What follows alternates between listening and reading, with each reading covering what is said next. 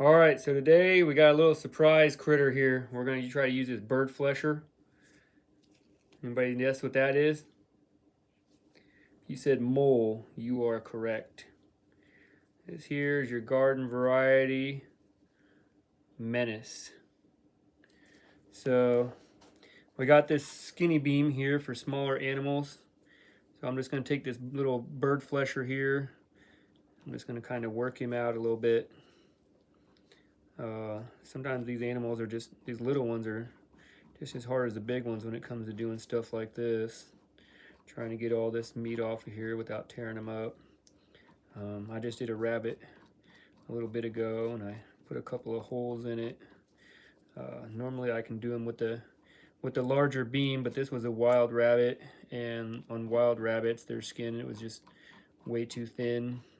Not like the farm raised rabbits that we've that I processed here before. So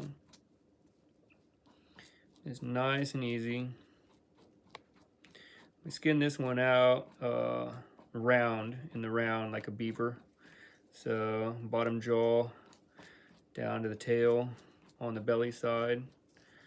So that's what we did to this one here. So let's get a little bit of hair coming through. We're gonna just trim this off before it makes a bigger problem.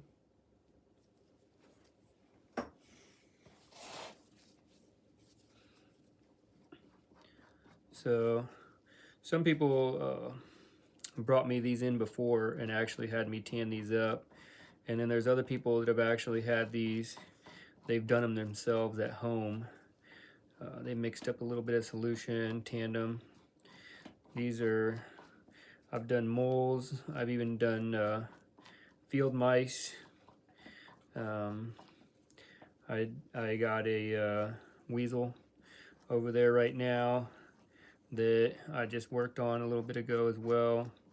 I use the same technique here on the weasel to get it scraped off, just because it is so little and I'm just trying to be delicate with these things, although it is kind of hard to be delicate sometimes on these.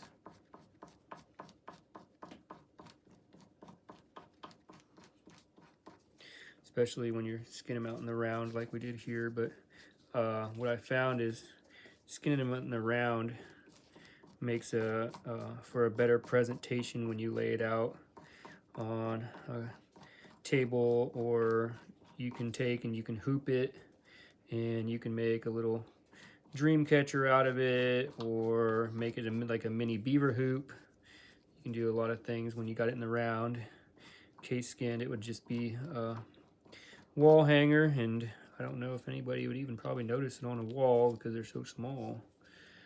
But everybody's got their own preferences on that kind of thing.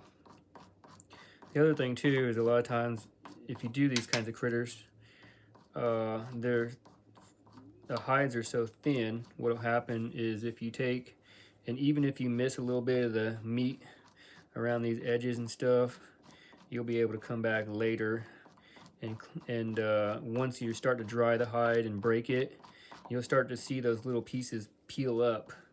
And once you start to kind of see them peel up, once it's drying out a little bit, you'll be less likely to pull hair through, and you can usually just grab a hold of them with your fingers and yank it right off.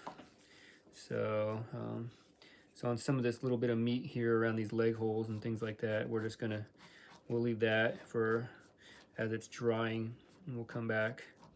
I'll see if I can do another video on this later where we do the boiling process on it. Just something different to watch, some little bit of entertainment here. I mean, I don't know how many videos there are on YouTube on the process of tanning a mole.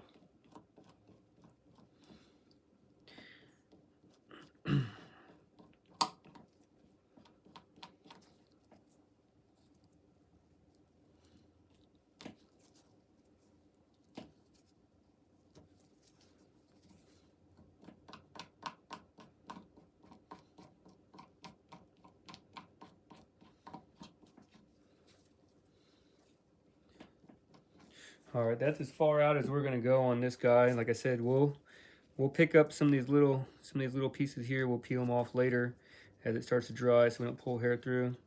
You can see here there's little small patches where there's probably just defects on my board here, and it was just poking little holes, little micro holes through it. All this right here, we can clean this up later too as well. Like I said, we'll just peel all that down. But all right, well, that's what we got right now. And you can actually leave the feet in them because their feet are so small that they'll just dry right up after the tanning process as well. So on to the next video.